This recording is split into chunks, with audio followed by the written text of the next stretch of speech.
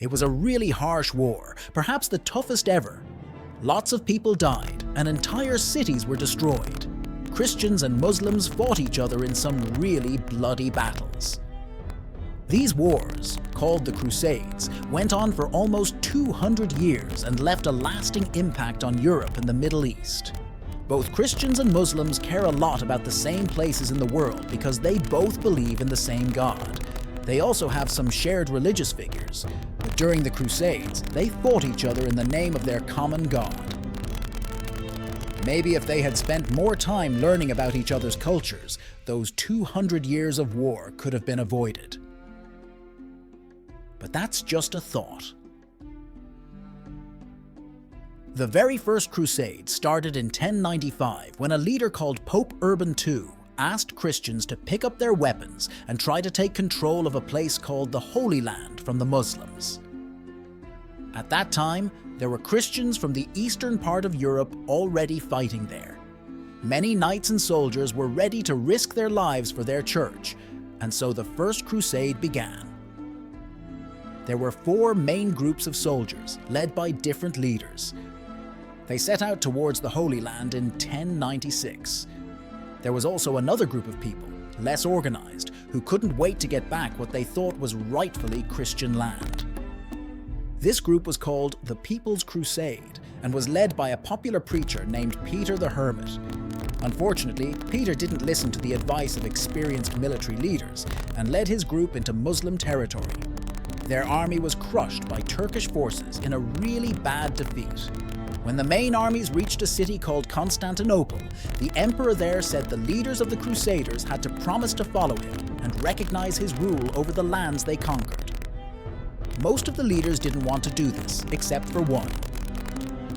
The Crusaders felt that the lands they won in this holy war should belong to the victors, not an emperor hiding behind his city walls. It was clear that they needed to work together with the emperor and his armies to take back the Holy Land from the Muslims, so they made a deal. The armies from Byzantine and Western Europe marched into Muslim territory and attacked a city named Nicaea. They surrounded the city and it surrendered to the Crusaders in 1097. Even though there were tensions between the Crusaders and their Byzantine allies, they knew that they had to work together if they wanted to capture another city, Antioch. They needed control of Antioch to reach their main goal, Jerusalem. Their purpose in this holy war was to take Jerusalem back for Christians. Anything less would be a failure. The battle for Antioch caused losses on both sides, but the city eventually fell to the Crusaders. However, there was a dispute between 2 leaders, Bohemond and Raymond, about who should control the city. They couldn't agree, so the rest of the Christian forces moved on to Jerusalem, while Bohemond and Raymond stayed in Antioch fighting with each other. The Crusaders finally got to Jerusalem and attacked the city.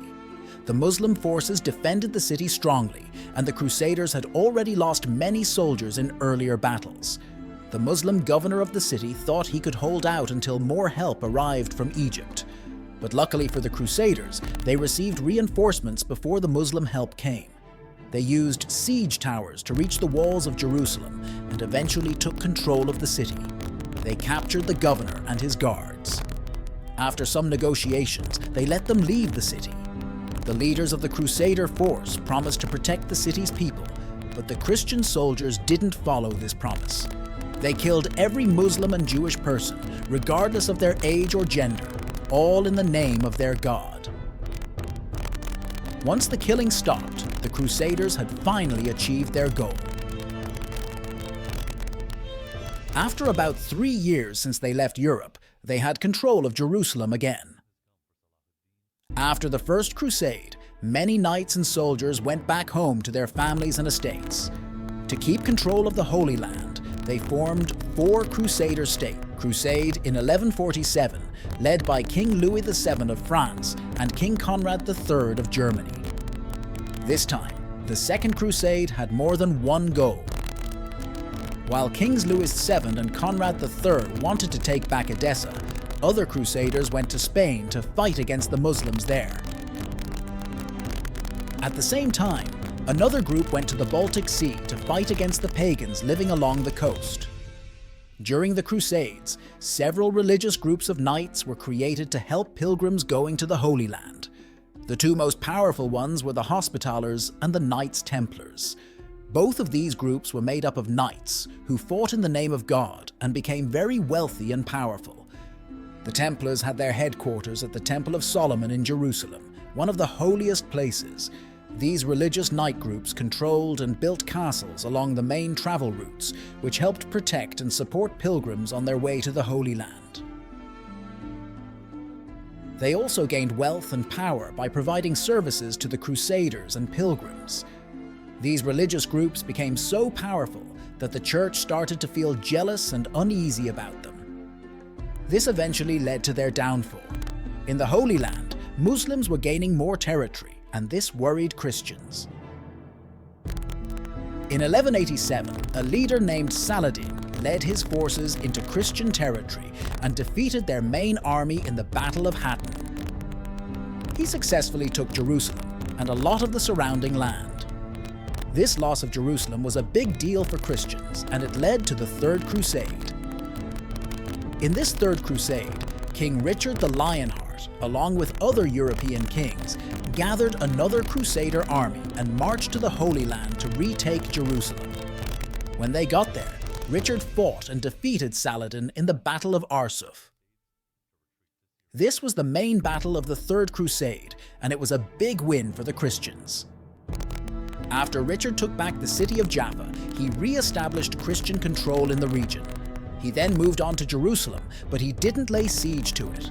Instead, in September 1192, Richard and Saladin signed a peace treaty, ending the Third Crusade and restoring the Kingdom of Jerusalem. The Fourth Crusade was quite different from the others. Instead of Christians fighting Muslims, they ended up fighting other Christians. This was a strange time for the Crusaders. In 1198, Pope Innocent III called for a new crusade. But there was a power struggle between Europe and Byzantium, so the Crusaders didn't go to the Holy Land. Instead, they went to Constantinople to overthrow the emperor there, Alexius III. The plan was to replace him with his nephew, who would listen to Rome and the Catholic Church. But when Alexius IV became the Byzantine emperor with the Crusaders' help, he tried to make the Byzantine Church join the Western Church in Rome. This caused a lot of problems, and he was killed during a coup in 1204. This made the Crusaders declare a full-on war on Constantinople, and they looted the city. The Fourth Crusade ended with the fall of Constantinople. The Crusaders killed many people and took everything they could find. The whole Byzantine capital was nearly destroyed. This crusade created a permanent split between the Eastern and Western churches.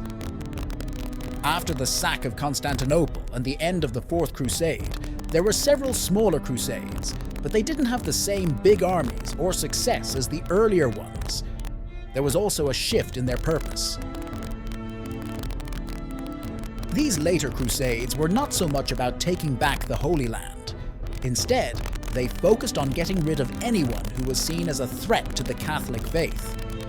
For example, the Albigensian Crusades were mainly about wiping out a Christian group in France called the Cathari.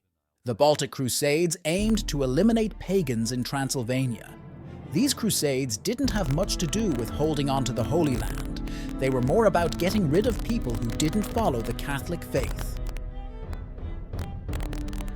Then there was the Children's Crusade, where thousands of people promised to march to Jerusalem and make a new life there. But this wasn't really a crusade, because the group was made up of children, teenagers, women, elderly folks, and the poor. They never actually reached Jerusalem, so the term Children's Crusade isn't quite accurate. The Crusades went on for hundreds of years and caused a lot of death and destruction. They led to the dismantling of the Byzantine Empire, with noble families in Europe gaining power and wealth. These wars also created legends of religious heroes. But the main goal of the Crusades, to take back and hold the Holy Land for Christianity, was never fully